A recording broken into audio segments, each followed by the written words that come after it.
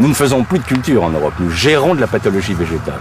C'est-à-dire nous essayons de maintenir vivant des plantes qui ne demandent qu'à mourir tellement elles sont malades. Rien à voir avec de l'agriculture. L'agriculture, c'est pas ça. L'agriculture, normalement, c'est cultiver des plantes saines. On ne mettait pas un pesticide en 1950 sur les blés en Europe. Il n'y avait pas un traitement fongique qui était appliqué. Maintenant, c'est au moins 3-4. Sinon, le blé, il est pourri avant d'arriver dans le silo. Donc il y a quand même une énorme différence, si vous voulez, au niveau. Mais ça se voit pas, parce que comme on a balancé les produits, et tiens, le blé, il est bien. Sauf que si il se casse la figure, alors parce que comme on met trop d'azote, il tombe. Vous avez dû voir dans les champs les blés qui tombent.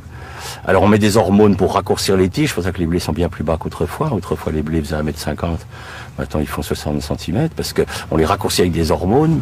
Alors ces hormones font avorter les arbres qu'il y a autour, enfin fait disparaître toute la flore, parce que ça gêne les reproductions des dicotylédones, enfin c'est un espèce de monde complètement strange, quoi.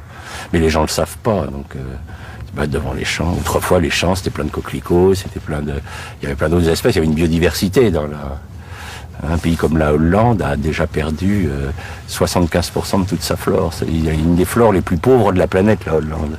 Mais c'est intensifié au niveau agricole de façon incroyable. Tu l'as vu ton sol? Non? Ah, tu vois, c'est impressionnant. Hein, regarde-le.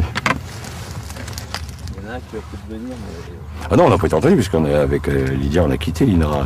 On s'est mis à notre compte. Puisque quand on a commencé à montrer que les sols mouraient biologiquement, on nous a demandé de nous taire. Donc on a quitté l'Institut et on s'est mis à notre compte parce que on estimait que notre devoir de scientifique, c'était quand même d'alerter le monde agricole que la voie qui était choisie n'était pas la bonne ne permettrait pas de faire une agriculture pérenne. Il ne peut y avoir d'agriculture pérenne que si on est sur des sols vivants. Hein. Le sol abrite 80% de la biomasse vivante. Hein. Donc si vous tuez, on en a tué 90%, c'est qu'on est en train de tuer tout ce qui est à la source de la vie. C'est quand même les microbes qui nourrissent nos plantes, qui font que nos plantes sont saines, sont nutritifs pour nous. Alors que maintenant, les gens, nous sommes quand même dans la société la plus confortable de l'histoire de l'humanité et nos dépenses de sécurité sociale augmentent de 6% par an. Il y a quand même des questions à se poser, quoi. Est-ce que les gens sont si bien nourris que ça pour être aussi malades ? Alors, le problème, c'est qu'effectivement, l'argumentation, c'est oui, mais regardez, ils vivent de plus en plus longtemps. Bien sûr, les gens qui en ce moment ont 80 ans n'ont pas connu l'agriculture chimique avant l'âge de 50 ans, puisque c'est apparu dans les années 70. Donc, jusqu'à 50 ans, ils ont mangé... moi, je suis encore gamin du lait de vache qui avait du goût de lait de vache. Ça avait vraiment le goût de lait de vache, c'est pas le lait de maintenant. Donc c'est tellement récent dans l'histoire de l'humanité qu'on ne connaîtra les résultats réels et on s'inquiète puisque vous prenez la population d'enfants à l'heure actuelle en Europe, 17% des enfants sont obèses, donc on est en droit de se poser des questions sur cette qualité alimentaire. Le sol, c'est une vraie éponge. Donc, si je le gère mal, il est compact, il est serré, il se referme.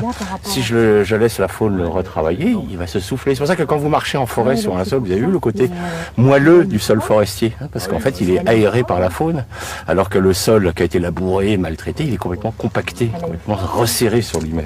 Alors, quand il va pleuvoir sur un sol resserré, l'eau va pas pouvoir rentrer, puis c'est l'érosion. Mais c'est plus facile d'accuser la pluie d'être responsable de l'érosion, des inondations, que de dire que c'est un système agricole qui a provoqué, hein, puisque les inondations que nous avons en ce moment, hein, depuis 20 ans, nous traversons les années les plus sèches depuis 3000 ans dans l'histoire de l'Europe, et jamais il y a eu autant d'inondations. C'est-à-dire qu'on a inventé, avec l'agriculture intensive, les inondations en période sèche, ce qui est très fort, quoi. Et les écologistes, à l'heure actuelle, se posent la question de savoir à quel moment c'est l'humanité qui commencera à s'écrouler. C'est-à-dire pour le moment, on a détruit 90% de notre biodiversité en Europe, ça va encore pour nous. Donc les écologistes disent, est-ce que c'est à 95% que le système va lâcher? Est-ce que c'est... On ne sait pas. La catastrophe du Crétacé est ridicule en comparaison de ce qui se passe en ce moment. Mais ça meurt, puis les gens attendent, disent, peut-être qu'un jour on va voir quand ça va péter, quoi.